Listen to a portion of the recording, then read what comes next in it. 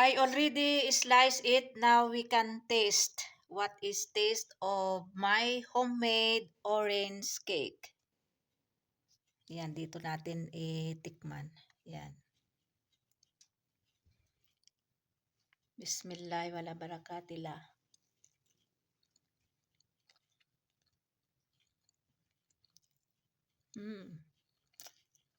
Yummy, yummy.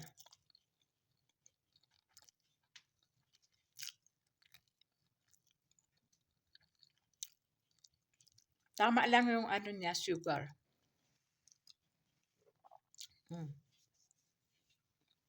Sarap pang kape.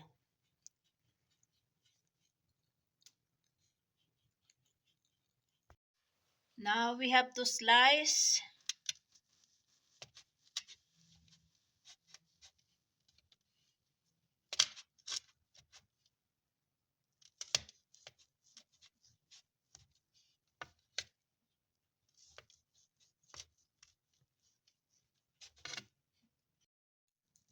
Now let's check after 20 minutes.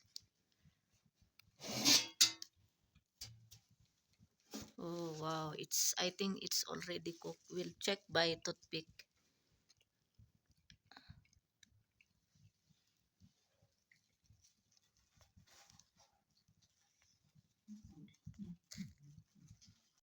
Alhamdulillah for another day. Today is February 3 and today is Monday, and time now in Pakistan is 1:20 p.m. So today I'm going again to make another recipe. So these are all the ingredients: 2 cups of all-purpose flour, 1/2 cup of sugar, sliced or peeled grinded orange, pinch of salt, 1 teaspoon of baking powder, and this is orange juice powder, 2 whole eggs, 1 organic and 1 poultry egg, and 5 tablespoons of sugar, and 4 small size of oranges, like this kind of size. So I remove already the seeds. So I have to put this one in blender and I have to grind this one or blend this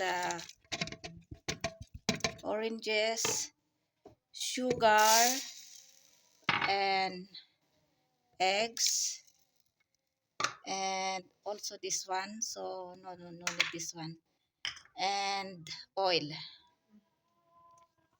I will not put all this one, and powdered sugar or thyme. Now we have to grind this one or blend.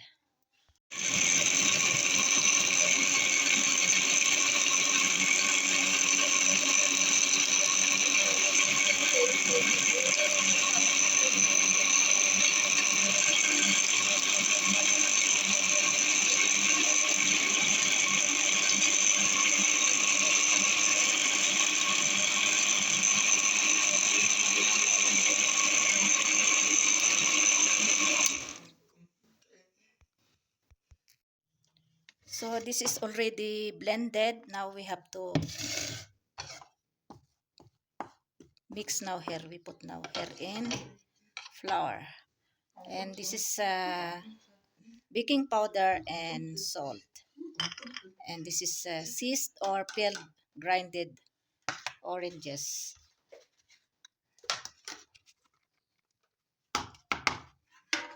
Now we have to put now this one.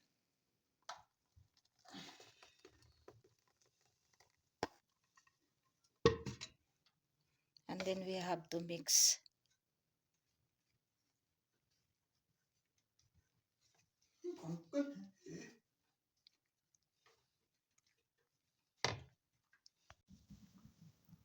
Ito na mix ko na masyado, ito na yung texture niya. So ilagay ko na dito sa tray. Tapos ito yung ito yung mga baking paper. Salamat sa Anonymous family na binigay ito sa akin.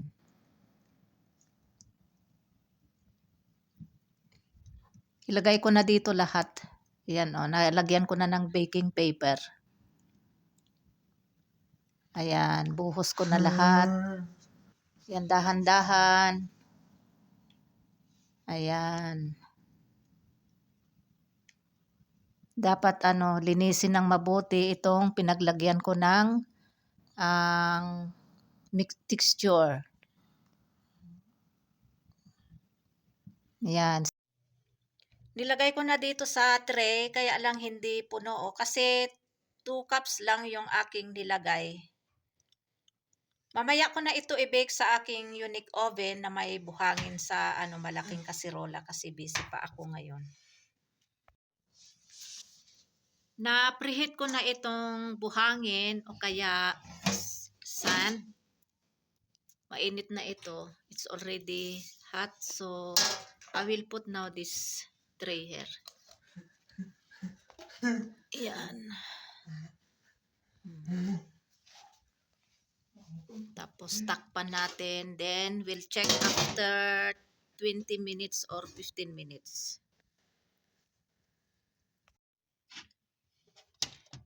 Ito na yung orange cake. Tanggalin ko na dito.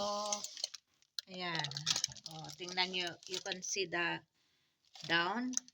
It's normal. It's not burning. It's okay. So we have to remove now this baking paper. And then we have to slice it. Ayan. Oh.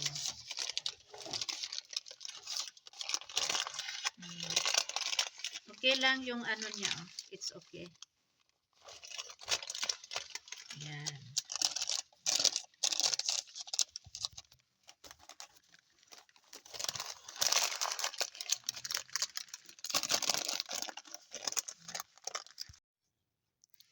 Yan, nakain ko na yung isa dito. Masarap ang ang lasa niya, hindi masyado matamis, hindi masyado matabang. Tama lang yung pagkatamis niya. By the way, to this Fatma birthday, alhamdulillah, she's now 18 years old. Parang kailan lang nung pinanganak ko siya, 2007.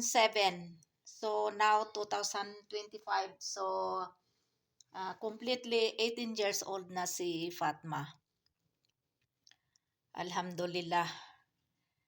Ito, gumawa ako ng cake. Kahit hindi naman niya birthday, kasi dito, wala naman dito nagsiselebrate ng ng birthday. Kahit walang birthday dito, naman, araw-araw naman ako nagbe-bake every other day, ganyan. Especially ngayong winter, lagi talaga akong nagbe-bake kasi sinasamantala ko yung pagbe-bake pag winter dito kasi sa sa loob ng kusina kasi malamig at sa ako nagbe-bake sa pugon o kaya sa chimney na may buhangin yung kasirola. Kaya ito masarap. Masarap ang orange cake, homemade orange cake. Night snack tayo kasi mag 10 PM na yata or 10 PM na. Hindi talaga kumpleto pag walang kape. So ito na yung kape.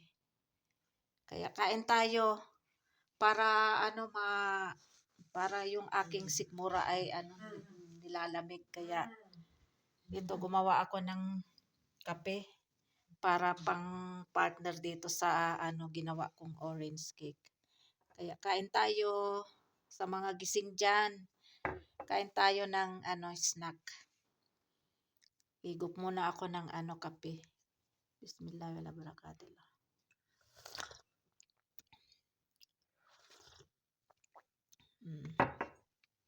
Yan, kain tayo. Nakain ko na yung 3 kanina, yung yung hati-hati. Ayan, meron ng 4 na nakain. So ito yung kakainin ko. Meron pa ito pang bukas.